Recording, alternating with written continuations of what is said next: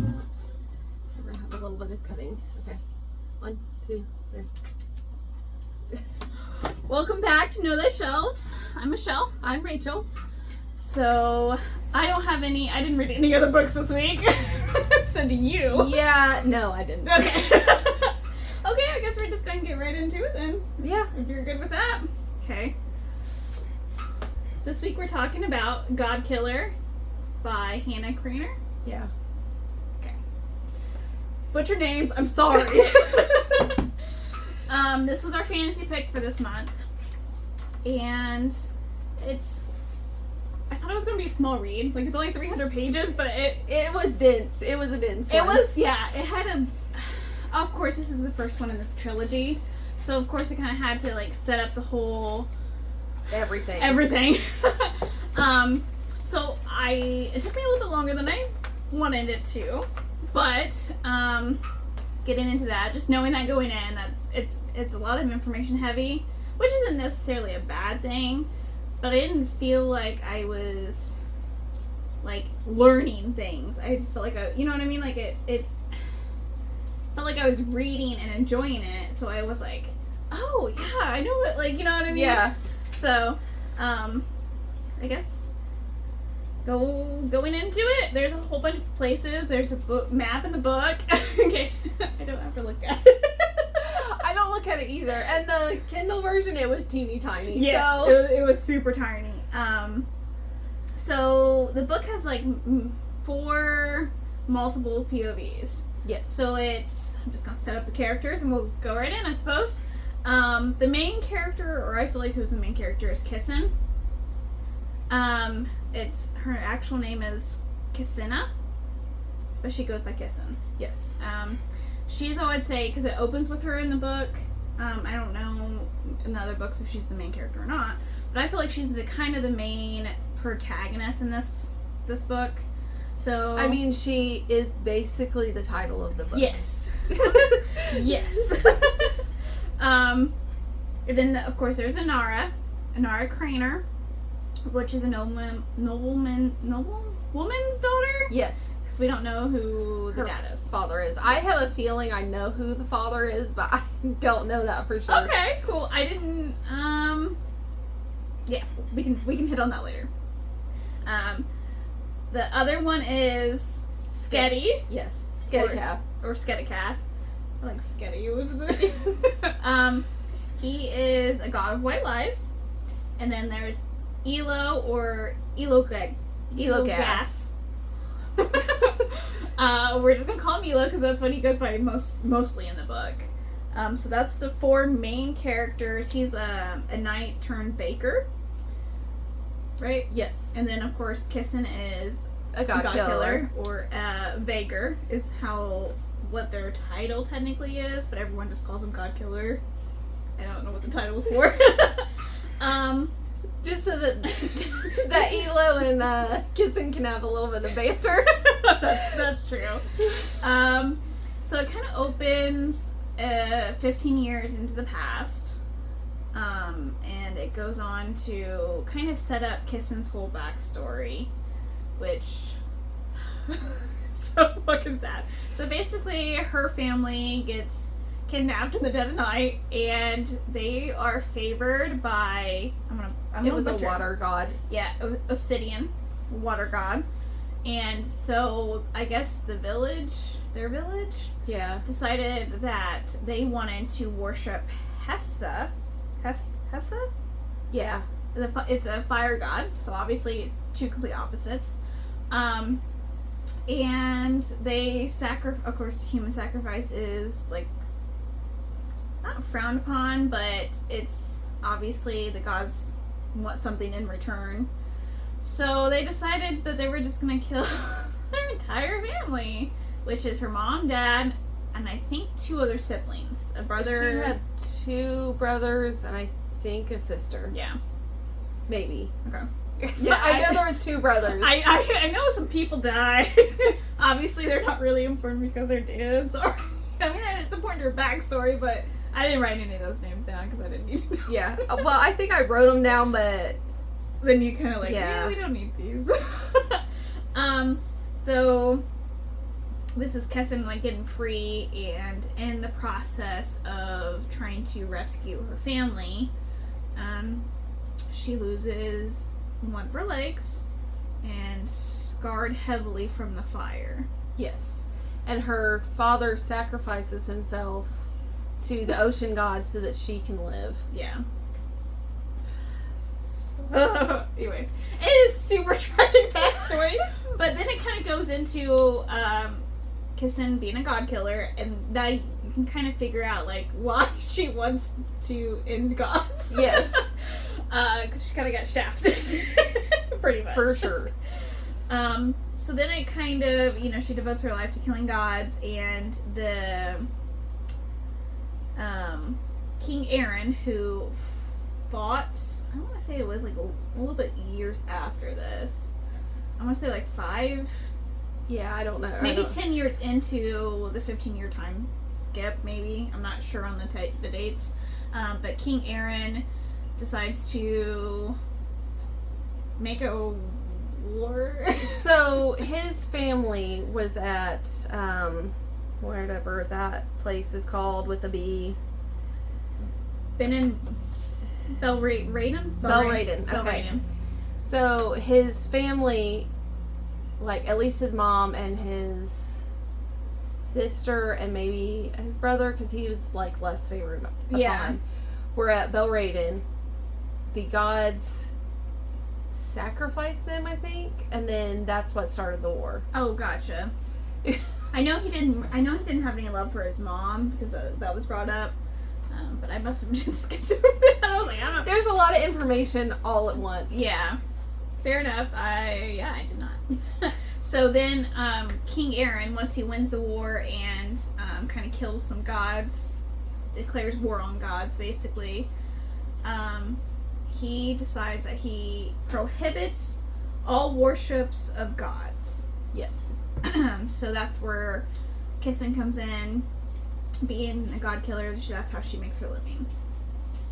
And then I think it kind of switches to... Does it switch to... It goes to Kessin for the first 2 chapters. Yeah. And then Inara. Yeah.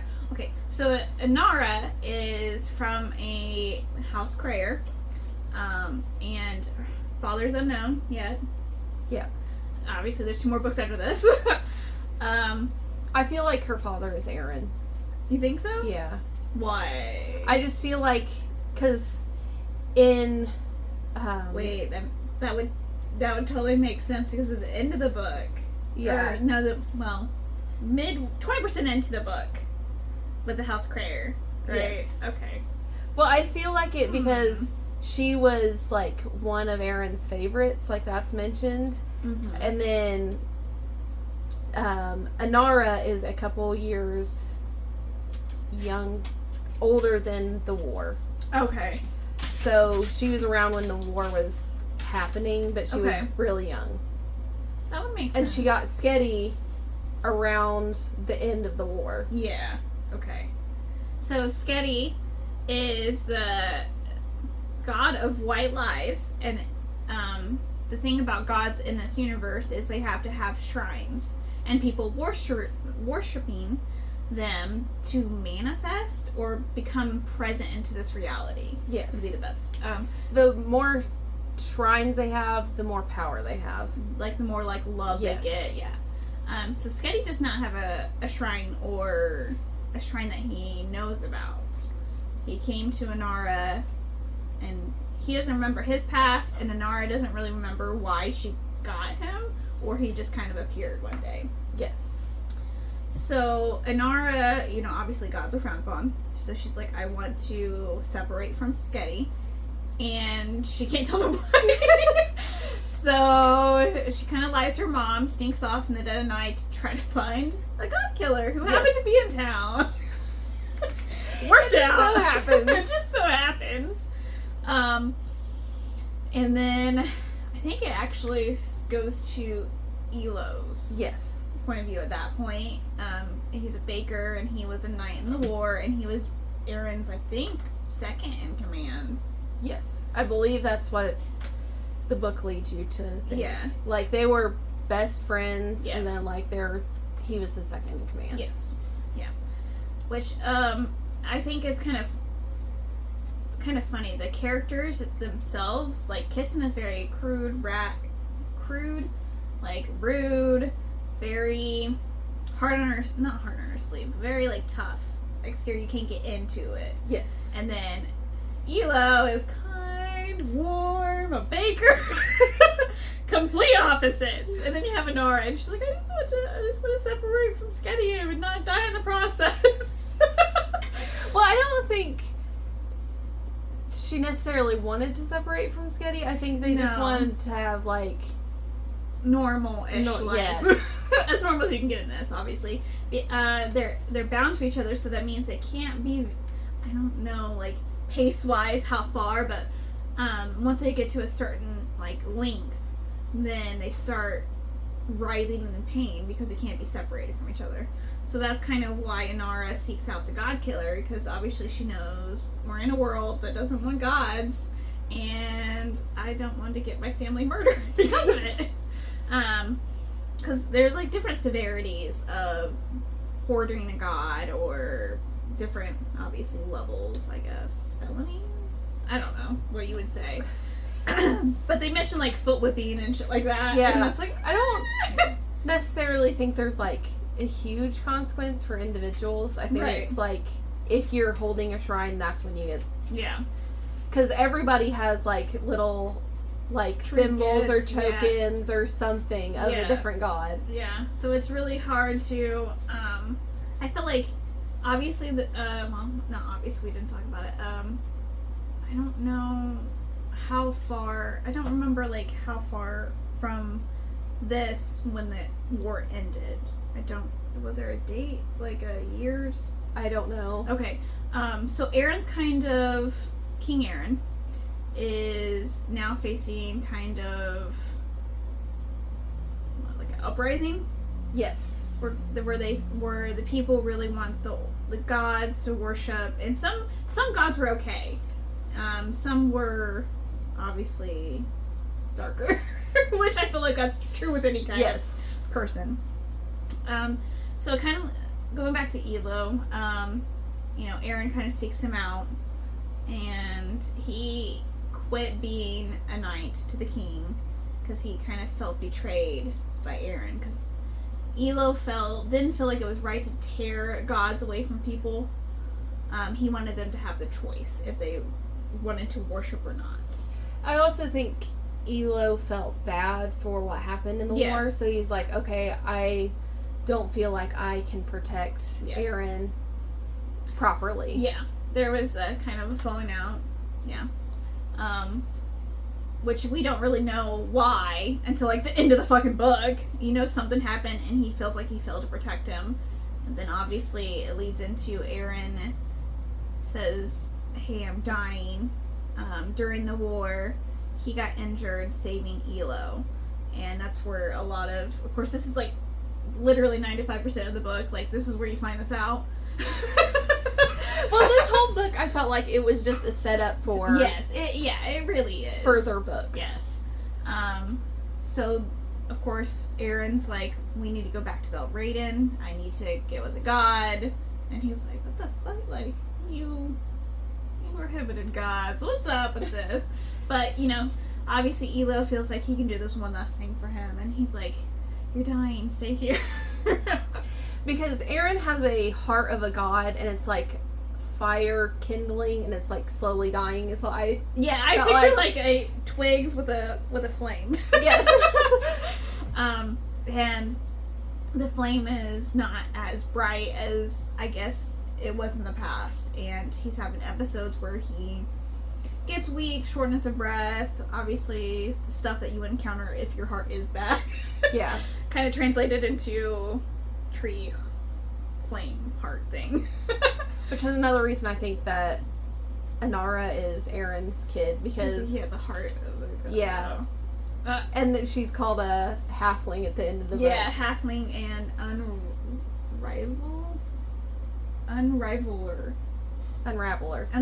There we go. I was like, I ain't saying that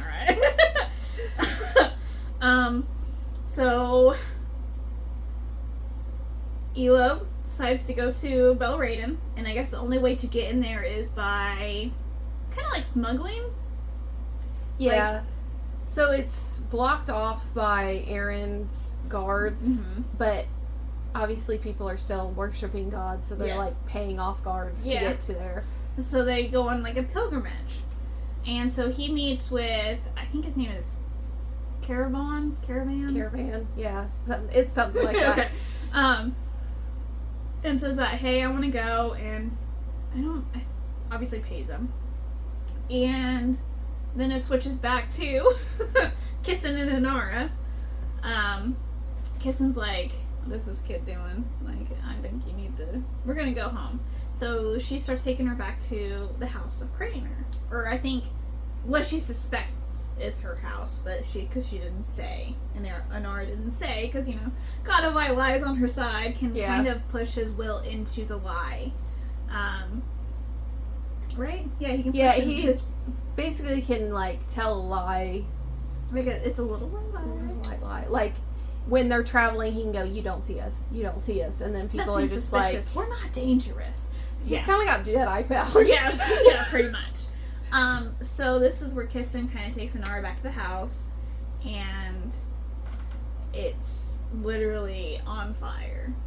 The whole house, servants, everything. Horse, I mean, like, literally everything. And there was, this is where Sketty, I think, finally shows his true, like, his first power. And they see kind of like, I'm not just call them mercenaries, because we're not supposed to know who they work for.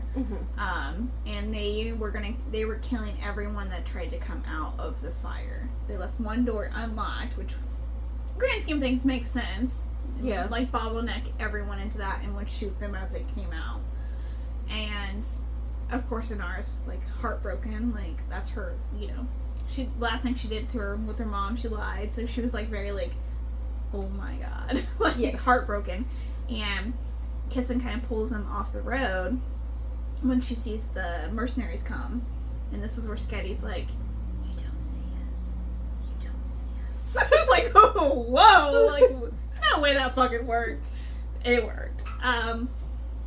And they couldn't even get really any kind of closer because it was burning so hot. Yeah. And Kissin, I think, is a little bit afraid of fire. As well, she should be. Yes.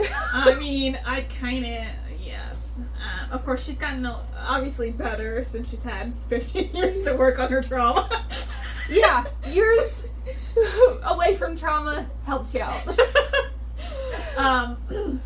So then, of course, Kissin's like, okay, so I'm going to go back to my home base, which is in, Liskia.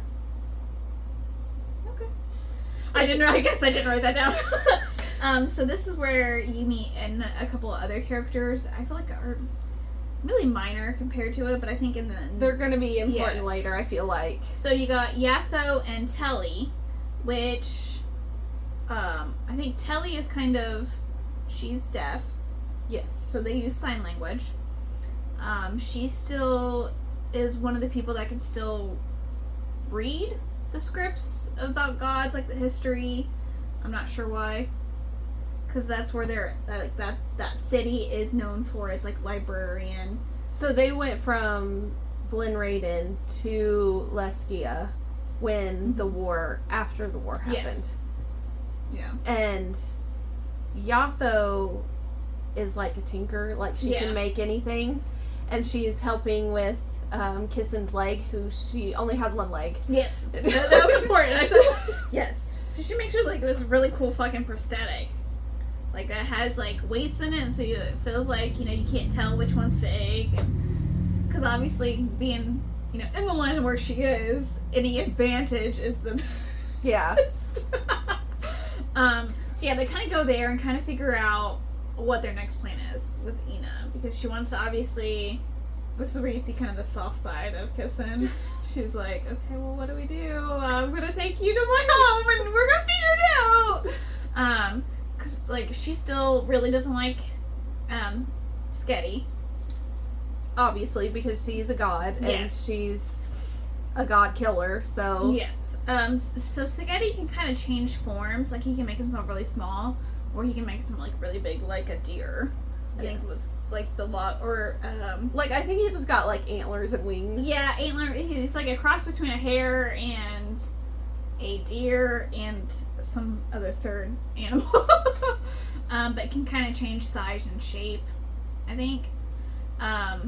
Based on, I don't know if it was more of like drawing power in externally, or if he could just do that on will. I didn't get it. I think it has a little bit to do with him having praise and him Okay. being... That's what I was kind of thinking, but I didn't. Sometimes he just did it at will, and sometimes it had to be when he felt powerful. Yeah. So Also, Aaron's, like, theme is, like, a deer. yeah. Like, his A coat of lion, arms yeah. and stuff. So it's like, is Getty connected to... Ooh. I see. I didn't pick up on that. Damn it. Okay. Forget you. Anyways. I just pick up on clues because I know some of this stuff we're gonna miss. Yeah. And then the next book, they're like, oh, that was important. Yeah. That's yes. Oh, it always goes that way, doesn't it? Yeah. Yeah. So of course they decide that they need to go to Belgrade. So they're going on the pilgrimage, and guess who's on it with them? I think it's Elo, Kissin, Inara, of course Getty, and then I want to say, There's a married John? couple. was it John? Yes, I think so. John. Yeah, the married couple and 3 older Old ladies, women. and then there was another kid. Oh, yes. Another. He was like a scholar. Yes. Yes, Michael. Or Yeah. Michael. Yeah. So they all go, and I think it's their first night. They encounter shadow puppets, shadow creatures, that try to kill anyone that's moving at this point, because obviously there's so many people there. They can't pinpoint who it was after that first night. Yes, and there's only one this night. Yes, there's only one, and they end up killing it. Mm-hmm. And then they don't. They're just like, oh, well, that's just part of traveling. They just kind of like whisk it off. But Mikkel dies. Or Yes. whatever his name is, he dies. And then they all kind of get a little bit more serious, and they're like, oh, this is dangerous. Yeah. Which, just funny. So I think after the 4th night, is it? Because it's every 4 nights. I believe so. I don't know if it picked up days with how many shadow creatures come, but I think it's every 4 nights. Yes, it's every 4 nights. They encountered more than one. I'm not really sure on They this. did Two. 2. Is it 2? Yeah. And that's when, of course, Elo, all the main characters get separated from the rest of the group. And so they had to find their own way to Belgrade. And I think this is where they end up finding, like, it sounded so cool. It's like a tavern on, like, a waterfall. And you, like, lay in hammocks and you get all wet from the waterfall, which sounds okay, but not when I'm trying to sleep. But it sounds like a really cool, like, oh, hang out right here. Yeah. And then, like, leave in 20 minutes. I think I pictured it kind of like Lake Town in The Hobbit, where there was like, you could only have so many people because it was too heavy. Yes. Like they couldn't like hop and stuff. Yes, I gotcha. Yeah, I could kind of see that. Yeah, I really liked. I think Kissin kind of knows the owner of that tavern. So they get premier betting. And I think this is kind of where Getty kind of, right, we're at that part, right? Yeah, where Sketty kind of like figures out what he can do really, and like if people give him tokens, he gets more power. Yes. And he doesn't want to be near Kissin because she's a Godkiller, and he doesn't trust Kissin. Kissin doesn't trust him. So he's like, okay, well, Elo is our best bet on this option. So we're going to go with Elo. I'm going to convince Inara to go with Elo. Mm-hmm. Which, the way he does this is he takes over her mind, and he takes over Elo's mind to convince him that Inara is actually telling the truth. Yes. So he kind of pushes his will into Elo, and Inara's kind of just shut out her own body. She can't really control anything, and I feel like Sketty's coming at from a place of heart where he really thinks that if they stay with Kissin, they're gonna die. Yes. Either way. So he does really feel like Elo is their best bet. The way they went about it, not so much. And that's when Kissin kind of like comes up, and she's like, no, I'm gonna go with you. So they travel together for a little bit until they're all alone on the road, and that's when Elo's like, all right, you can't follow us, like, get the fuck out. And this is where Kissin and Elo fight. Yes. And it's a big fight too. Yes, it's pretty like epic, and Kissin kicks his ass. And I think it's a combination of things, because in the war he like was a really great knight, but I think he's been a baker for past at least 5 years at this point. Like he's not where yeah, he's not with it yet. But I would like to see him like get, you know what I mean, like actually become who he used to be as that knight. And I want to see them fight again. Because I'm like, oh, what I'm really like. Well, this whole time they're building up the tension, because they're like, she's calling him Baker every single time. Yeah, it's like a little kind of like back and forth, you know, yeah. Yeah. A little banter, which we love. Yes, we love. It is amazing. So yeah, they fight. Kissin kind of kicks his ass. And this is when Inara kind of, I think it's when they were like seriously trying to face off against each other, and Inara kind of like came out of Sketty's power and was like, stop, and then they all just kind of go, because then once Sketty kind of stops with his mind control on Elo feels stupid. He's like, fuck, like I'm going into a place full of gods, and I didn't even know God was manipulating me, you know? So Sketty kind of just like, I didn't do nothing to promise. Yeah, and Inara is pissed. Oh yeah, she mad. She big mad. But then they kind of get past this, and then they actually make it to Balraden, and they decide they're gonna take a dip in the pools, like I kind of imagine like kind of like a spa where you like walk in, but there's like, you know, different kind of pools you can get into. At least it's kind of how it was described, like old-fashioned water. Before this was when they figure out that Elo had the curse on him. When they went to shower. Yeah. Well, Right? I think no, because he got hurt the second attack. And Oh then, yeah, right after they fought, they like took a bath in the lake. Yes, because Yes. Kissin was kind of like bandaging him up and stuff. Yeah, because that was after, was it? It was after the second shadow attack, I think. Yes, we're right after the third. Because there was like more. Yeah. It was Right. one of the attacks. Okay. Yeah. So then they find out. Yes, you're right. Yeah, they find out that there's like some kind of like script written on his like shoulder blade, and that caravan, whatever his name was that the one that actually like cursed him. Yes. Yeah. Because Yeah. he knew that he was working for Aaron. Yeah. I feel like I had a thought, but I lost it. Yeah. Okay, now back to Blynn Yes, sorry. Splinter 80, yeah. And so this is where, because Kissin's like, I know a god. Of course she knows a god. And this is, I think her name is Ayn or Ayn. Ayn? Yeah. It's like A-A-N. Yeah. I'm just gonna go with Ayn because it sounds good.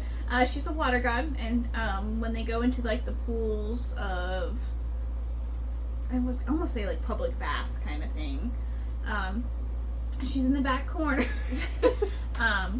So this is where actually everyone gets answers besides Kissing just there, she's like, I'm just here. She's there to protect Yeah. Inara, pretty much. It was kind of funny because the god's like, what do you want?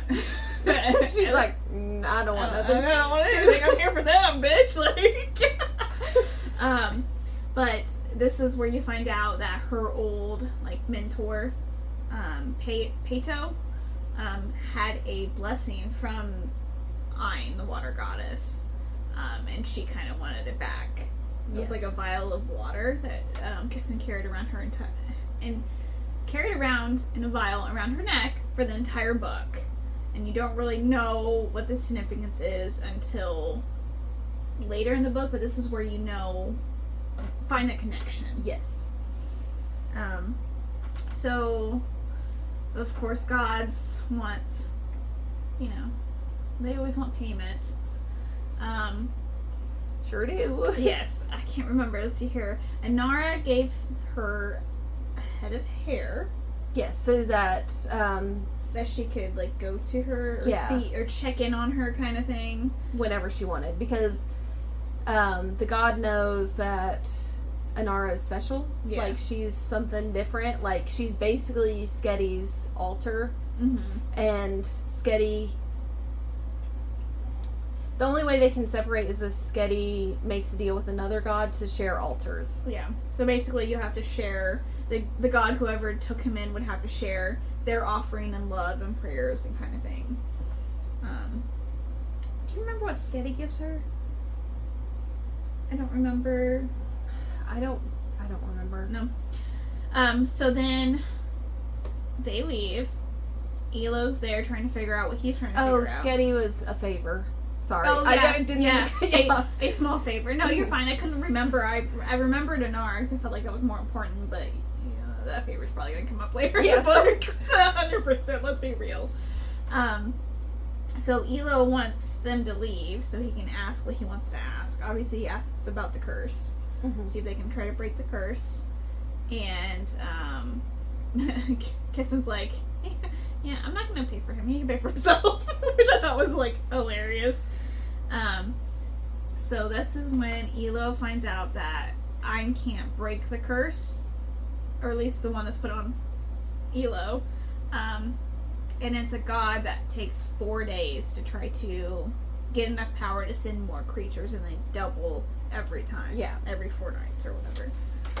So she said that she can only limit the curse, and we don't find out what that limit, like, it limits how many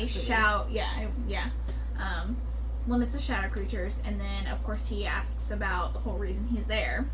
And we only know this because Kissin and Skedi are kind of getting closer. So sweet.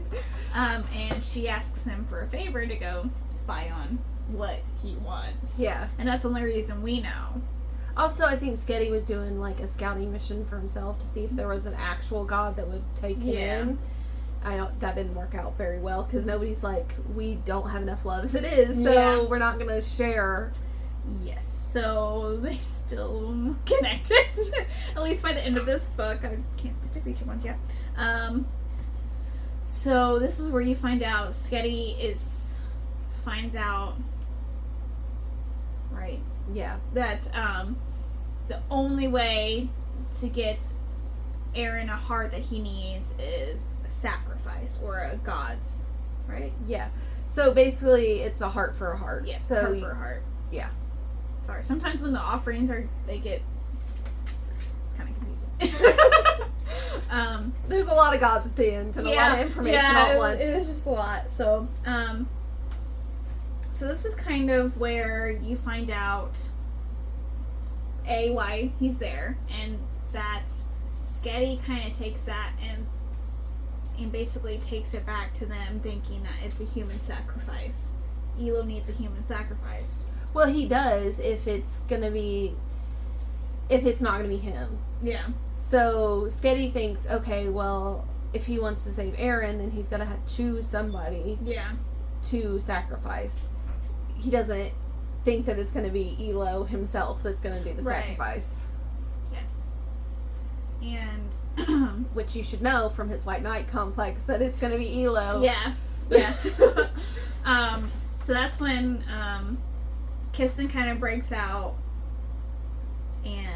this is where you kind of know her whole backstory. Like, obviously, we as readers knew why she was the way she was, and the 15 years past time skip that her family got, sacrificed. So then this is where Kissing kind of wants to beat the shit out of Elo, like, you fucking dick, and then she explains why she's the way she is. Like, she's like, I was a sacrifice, and that she doesn't want that for him as well. Because I think she knows. She definitely knows that it's going to be just based Elo. on, and then, after they hate each other, they decide to fuck. It's super, not a lot of spice in it. Not in this book. Yeah. Also, I just want to point out that Kissing is bisexual. Yes. So, she's trying to get with everybody. Like, she was trying to get with the barmaid at the beginning of the book. Yeah. And then she got with Elo. Yes. She was in love with her, sister's, I think it was, one of her, sisters, Athio? How am I saying that right? I said it earlier. Yatho. Jesus. She really loved her, and then her and Telly fell in love kind of thing. And, so yes, she is bisexual, and you see her in the beginning kind of flirt with the, I forgot to mention, Kissin and Talio and Yatho all kind of got adopted by a god as well. It was just a lady that was working there. It wasn't a god. No, it was a god. It was a god. Mimi, or Mimi, or whatever, she was the god of orphans. I missed that. Oh! Yes. She was, so she would send out the gods or the kids. Well, maybe, I feel like she was a god. I don't think she was. Because Atho asked Kissin to spit on her shrine. Well, or they the had house a or house in Glen Raiden. Oh. I took it as I took it as a god, but maybe not. I don't think she was a god. Okay, I'm gonna have to reread. I'm gonna have to go back through. We're agreeing to disagree. I don't know, I felt like that was important because she kind of went back for her friends and then got them out of Belraden. So this is where Elo kind of leaves them because he figured out he needs to make a deal with God. And he gives Sketty a coin so he doesn't tell. Yeah, this is where he gets almost his first offering too, though, right? Yeah. So he's well, this is his kind of second because there was a kid, the palm reader. Yeah. Yes. And then so I think he actually does. He lets it slip out 20 minutes after everyone wakes up. He's like, "Oh yeah, here." And Kissin's like, "You son of a bitch! Why didn't you tell us sooner?" And he's like, "Give me a coin." Tell me not to tell you. It's just aw. And then Kissin's like, "Inara, you stay here. I'm going after him." Yes, and I also think it's really funny that Kissin named her horse Legs. I just love it. So yes, the horse is fine. The horse lives. I just want that to be known. That's really There's important. no animal death in this. Yes. Sorry, I had to say it. So yes, she's like, "Nara, stay here. Go back." And of course, Nara doesn't listen to her. No. Because Nara never listens to her. So Kissin's going after Elo. Nara's going after Kissin. And I think we come into where Elo is making a bargain with the god, and Kissin is like, "Oh, of course it had to fucking be the fire god that I was trying to be sacrificed to." Of course it was this god. Of course it was that god. What other fire god is there? Yes. So the god that gave Aaron his heart was the god of hearth, or yeah, god of hearths. And they were actually, plot twist if you hadn't seen it coming, nothing's wrong with Aaron. He's fine. He's great. He's alive. Well, he just doesn't have a heart. And In he both wants, sense. yeah, I'm sorry. he wants to ascend, like he wants to have the power of a god, so there's not a revolution, like an uprising, which is not a good plan. No. No. Because he targeted Elo because he could get him to sacrifice himself for him. Yes. Shitty friend. And Elo is the last thing that Aaron loves. Yes. Because his whole family's dead, besides... Well, Elo's not his family, but Elo is, like, his best friend. Yeah, they were really, really close. And so, yes, so Aaron really wants the power of a god. And he's, and he kind of talks about, which Kissin picked up on earlier in the book, which I thought was really interesting, that, his face is everywhere. He is worshipped. He is almost just like a god, but not a god. And that's what Kissin kind of tells that to Elo, and Elo is not having any of it.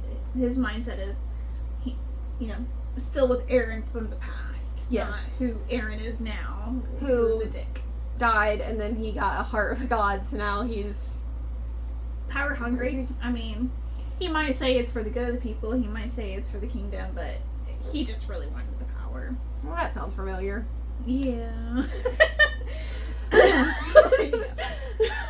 But Aaron kind of needed the ultimate sacrifice, which was a human sacrifice, a heart for a heart.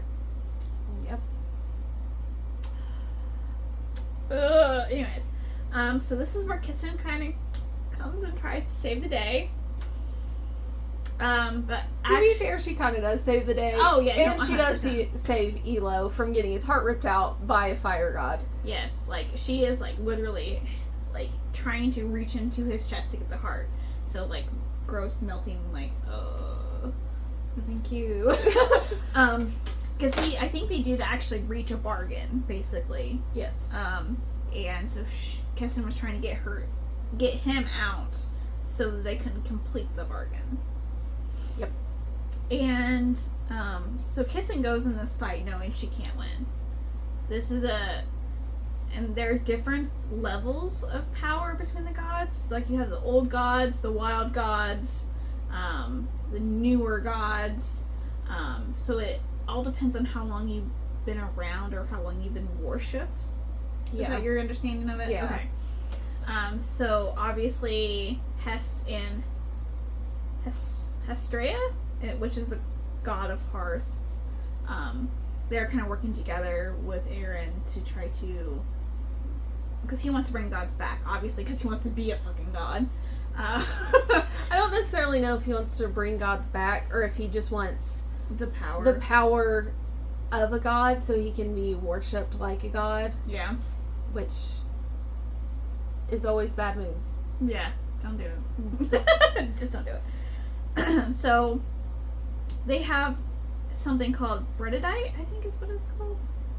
Yes. It's a metal that can harm a god and kill a god. And of course, Kessin being a Godkiller, she has like these bombs that have like the shrapnel and all that shit in it, and of course she has a Bredite sword, and I think so does Elo, if I remember correctly. Yeah. Because he had to have it for the war, because they were fighting gods. The gods, yeah. So she kind of throws everything at the fire god, and doesn't really work. Yeah, I mean, as soon as she's entering her, she's kind of like healing. Obviously she's kind of like fiery figure.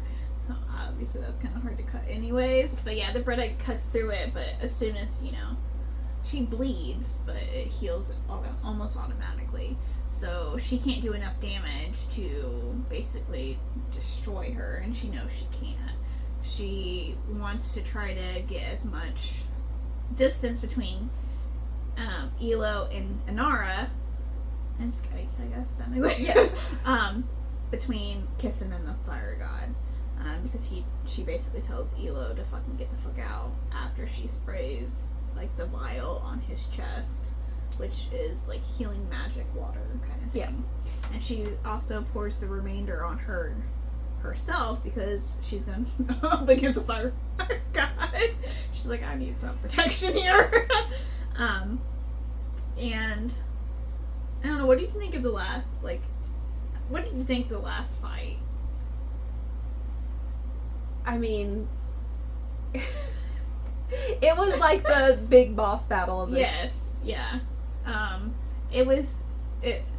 I felt like it dragged on, but I understand why, because she was trying to give as much distance or time that she could give them, because obviously they're still in Belraden, so they're trying to get past that, because most of the gods don't have power beyond that. Yes. Kind of. Well, they're like they can't Belraden, but they can't travel if they don't have shrines, and obviously Aaron doesn't allow any shrines on to the mainland, I guess. Yeah, Since legally. Yeah, legally, yeah. And I really like this fight because even though Kissin knows she can't win, she still gives it her all. And well, she also has some like tricks up her sleeve. Like she does. I wouldn't say fights dirty, but I mean that's what it would be. Well, you kind of have to. With Yeah, I mean you're gonna have to if you have a powerful She's- god like trying to kill you. she's like outnumbered, outpowered, so to speak. Yeah. So she kind of has to use everything that she's yeah. got. Yes.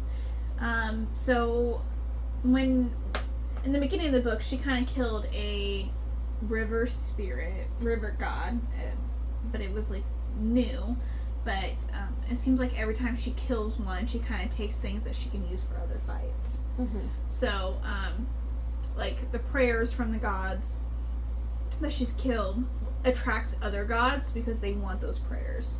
So she kind of uses that as lure. So I feel like she kind of just takes what she thinks can be useful for killing other gods.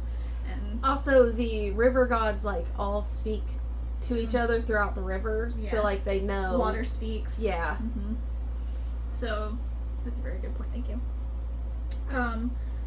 So obviously, when fighting a losing battle, her one last trick kind of thing is she has gloves that are made of the Britite, and she like holds on to the god, and as they're fighting she kind of lured her into the spot, and Kissin dragged her off the cliff and fell to the ocean, river, some kind of body of water.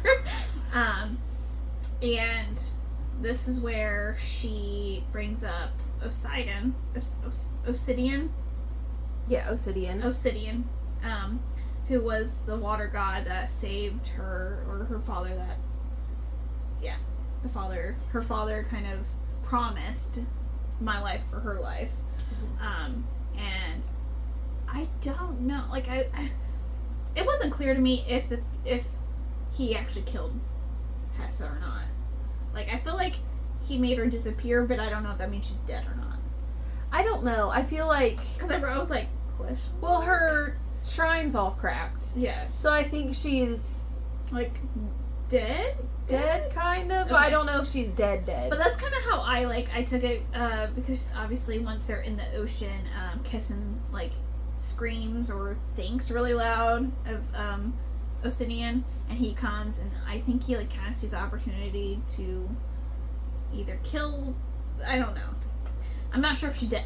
Okay, that's what I'm getting at. I'm not 100% sure.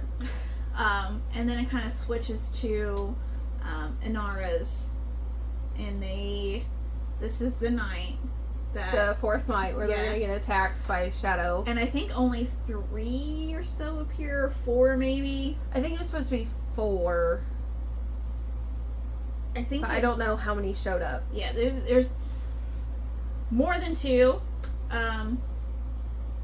and so Elo was like, Inara, get away, like don't be around me because I'm gonna die.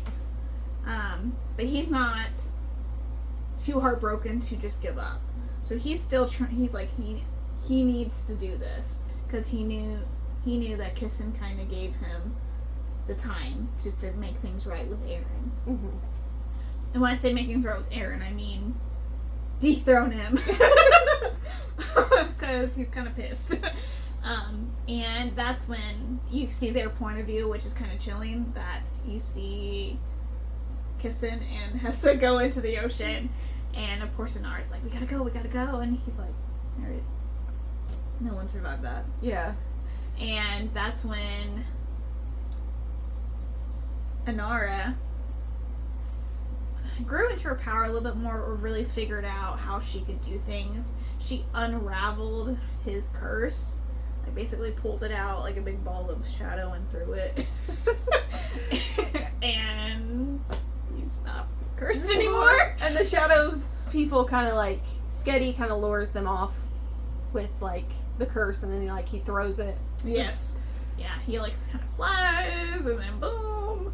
And see, this is why he's got antlers, but he's also got wings. Yeah, so I'm not sure. Yeah, he's a creature. So yeah, that's where the book ends. I mean, there is the one. So basically, as readers, we know that Kissen isn't dead at the end. Which I was like, if Kissen dies, I'm not reading it anymore. Because she was my favorite character. But she basically, of course, since she hates gods, she wasn't going to let Obsidian fulfill his promise to her dad in saving her. And so he's just like, okay, well, alright, I guess. Like, are you sure? And she's about to die. And then this is where she's like, I can't leave Inara alone. Yep. It's exhausted. She's got to go to her people. Yes. So that's when, I think the last phrase is Obsidian saved me, and that's the end of the book. Yeah. And I was like, fuck yes, because I was gonna be pissed. That was gonna be shitty. So yeah, that's Godkiller. Anything that we missed, or anything you want to bring up? Not until we're getting into our ratings. Okay. So I kind of thought in the beginning, because I kind of I tried to do the foreshadowing thing like you're really good at, so I was like, I got this. So I was thinking that Sketty drew Inara away because he knew that, subconsciously or consciously, that he knew that trouble was coming and they had to get out that night. yeah. And I didn't, obviously there wasn't anything in the book that suggested that, but that's kind of just how the coincidence of how it happened. And then it kind of makes sense that you think that Aaron was her dad, Mm-hmm. because he was the one that basically had them destroy House Craner. Yeah. Also, I feel like Sketty was originally tied to the god that they killed at the end. The war god or whatever. Yeah, the war god, something starts with an M. Yeah. I don't know what his name is. But I think Sketty was sharing an altar with that god, and then that god died. So he got attached to Inara because the connection with Aaron. Okay, I can kind of see that. There's a connection there. Yeah. For sure. Yeah. Especially since Inara's mom never told Inara anything about her father.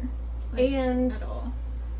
Inara's mom was super secretive. super secretive. She was also working with the rebels. Yes, she was working with the rebellion. And that's the reason Aaron said that he killed him. Yeah. And she hid Inara from everybody. Yes. People didn't know that Inara was alive. Yeah. So, and you get a little bit of Sketty's backstory and remembering stuff. Yes, he does do a little bit of flashbacks, but nothing super revealing to me, at least. Yeah. I feel like it's going to be important later. Yeah, I 100%. But he's definitely connected with one of the gods that was in the big war. I gotcha. Yeah. No, 100%. Yeah. 100%, yeah. I just try to connect the dots before I know all the information. Yeah. Your brain is really good at that. Mine is just boop. It's not completely set up for me. I'm like, nah, I'm just here for the ride, y'all. But that's how I live. I don't need sleep, I need answers. I know that's how I was last night. I was like, after we get done for the movies, I'm like, I need to finish this book. I need to know what happens.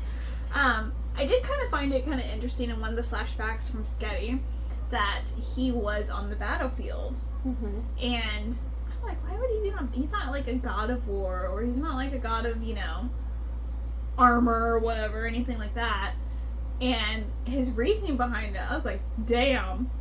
And he's like, there's always white lies on the battlefield. And I'm like, oh my fucking god. Like, oh, like, I guess I didn't think about it that way, but you have people telling themselves, oh, we're gonna be home, we're gonna make it. Yeah. Woo! That blew my mind 100%. Sorry. See, and that's why I think he's connected with the God of War. Yeah. Because of that. Yeah, because yes. Now that you say that, yes, I hate you, but it's fine. Ow! No, I'm just kidding. But yes, I mean, I can kind of see it. Now that you say that, I was thinking it was more of a god. Like I was like, oh yeah, she's god baby, god child. There we go. But I couldn't. Yeah.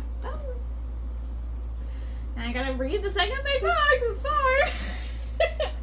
No. So let's just go into the ratings and then we'll talk about the rest of it. Okay. Rating. You want to go first or you want me to? I'll go first. Okay. So my overall rating is 4-star. Okay.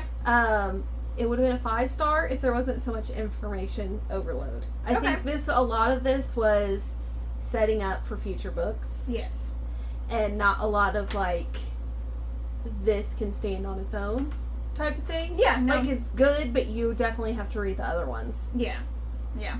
No, I agree with that. Yeah. I mean, it was less than 300 pages. Do you feel like if she had extended it out, do you think it would be helpful? Like, would it have been less? But then I feel like it would have dragged out the story. Yeah. I don't know if it needed to be that long. Unless it was like a standalone where you have, for example, Priory of the Orange Tree, which I haven't read, but it's 1,000 pages long. It's a standalone fantasy novel. Okay. So you have, I'm assuming, all the information up front, and then you get into bigger stories. I gotcha. I don't think this would have benefited from it being longer. It's just, she's got to set it up so that we can get... No, I mean, that's the curse of the first book kind of thing. Especially in, like, a trilogy or anything like that. I feel like a really, like... I get the reasoning to build up your book line. But I feel like... it should be standalone. Not standalone, per se. But more standalone than being a part of a trilogy. Yeah. I like that better than, oh, you have to read another book, and then another book, and then another book. But 3's like just like the right amount of number for a book trilogy. Though. Yeah. And I feel like they're all about that length, length. So I think you got all the setup in this one. Like, the god system, so you won't have to have a lot of the backstory. Yeah. And you should just go straight into the story, which I'm gonna answers. Yeah. I mean, I bought all the books, so I'm gonna read them. I'm not gonna lie. So I'm gonna lead into my rating with that. I gave it a 4.5 because I actually really enjoyed it. I'm definitely gonna reread it because I feel like I missed some information, especially before I read the other 2 books. I want to reread it and make sure I didn't miss any major plot points. Apparently. Well, in fantasy, you're gonna miss stuff unless you go back and you reread, like, intention, like you're studying the book. Yes, yeah.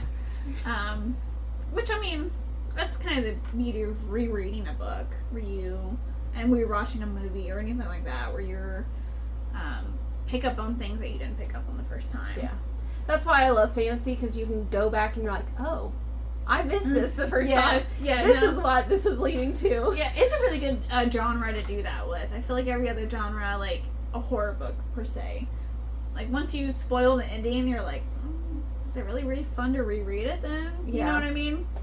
This I could definitely, especially since I know the character doesn't die. I was like, please don't be a cliffhanger. Please don't be a cliffhanger. That's exactly what I was thinking in my head. I was like, I felt like we were gonna leave off where they went into the ocean and you weren't gonna get anything else. yes, I felt like that too, and I would have been like, okay, well, all right. That probably would have really affected my rating at that point. Yeah. 100%. But the second book is out. I think the third book is out Yes. as well. Yes. I did. Yes, they're all out. And that's also the one thing I hate about getting or reading books that only have the first or second book. Yes. And then you're like, oh, I gotta wait like 2 years for this next. Like, it drives me insane. I hate doing it. So I'd rather just read them all when they're out, and they're all out. So okay. So what about, is it high fantasy rating? Yeah, it's Or just fantasy. Fantasy.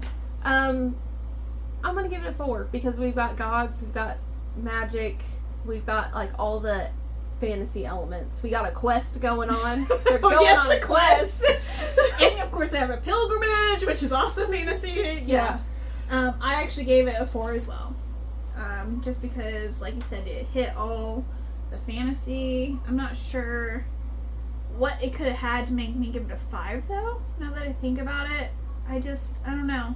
I feel like it could have been a lot more magic-y if it was fantasy. I think a little bit more of Inara's magic. Okay. A little bit more of maybe Sketty showing his powers. Yes. Or we Okay. have more interaction with the gods. Like you can see their powers. Like you Yeah. get like some- snippets. Yeah. Yeah. Okay. Yeah. I agree. Awesome. So that was Godkiller by Hannah Grainer. Yeah. I mean, I enjoyed it. I mean, I don't have anything else to say. Okay, with that being said, since Yes. this is our last book Yes. of the month, Okay. I want to start doing this. Oh God. I didn't have any notes. No. I didn't preface this with anything. I didn't warn you about this. Yeah. Oh God. But how does your rating stack up with the books that we read this month? So, like, how are you ranking them? what do you mean by ranking?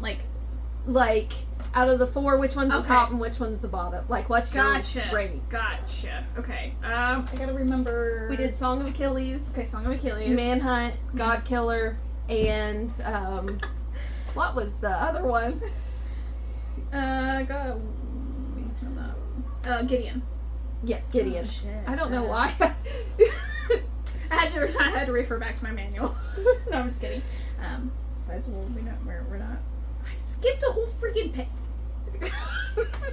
Anyways, okay, so I would have to say if I'm going top, obviously Godkiller, Okay. Gideon, the 9th, Song of Achilles, and then Manhunt. Okay, I think that mine is the same, actually. So I think it's Godkiller because I did have fun with his book. Oh yeah. Gideon, same reason, sci-fi, it was a good time. It was just a lot. A more lot, information. yeah. Yes. And then Song of Achilles, which didn't have anything wrong with it, but it just, Yeah, I mean, it was good. Yeah. And then definitely my bottom was Manhunt because we already discussed this. Yeah. we're not rehashing that. Yeah. Yeah, okay. So you want to start doing that at the end of each month. Okay. Yeah. Well, see, it wasn't too bad. I was like, oh God, what's she going to ask me that I don't know yet? Sometimes I have to think about my answers, okay? But this one, it was super easy. Now, if you ask me for previous ones, not off the top of my head, I couldn't probably do it. Yeah, I don't know.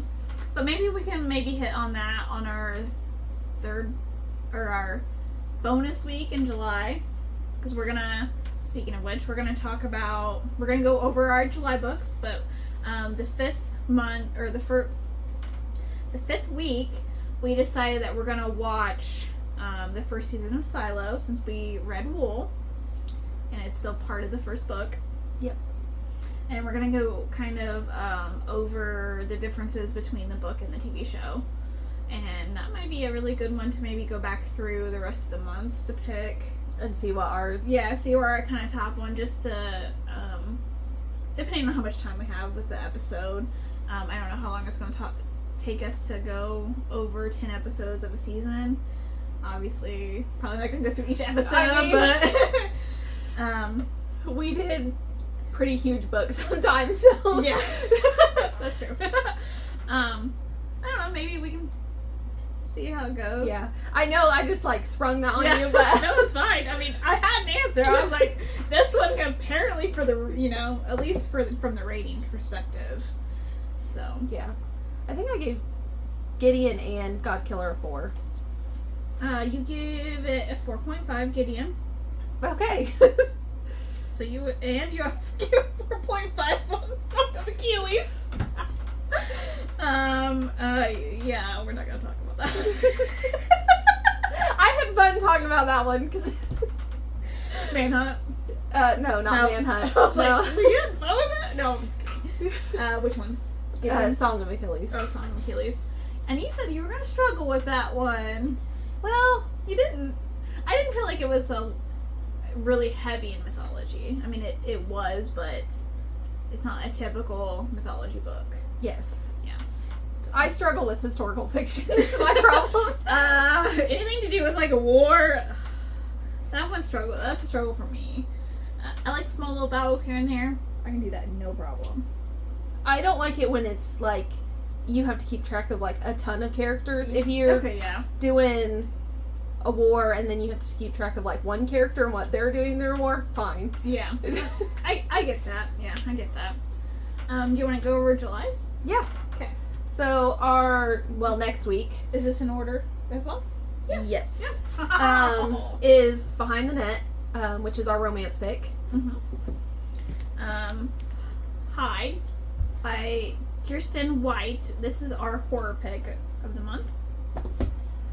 Our fantasy is the game gods play. We have God in the line. our titles. I mean, this is your to be read list, so well, I'm seeing a theme. Abigail Owen. And it has sprayed edges. Just It has sprayed edges. It's pretty. That's makes my heart hurt. Okay, and then this is Red Rising. This is our sci-fi pick, and it's by Pierce. Yep, Pierce Brown. So, those, if you want to read any of those or follow along with us, or if you just want to hear us talk about them, that's fine too. Yeah. Also, we have bookmarks. They are at, if you are in Muncie, you can pick one up at Dave's Video or the Book Center. Yes. In Muncie. If not, you can get a hold of us on our Facebook page and get one there. Yeah. Of course. Well, we hope you enjoyed the episode. And see you next time. Bye. Bye.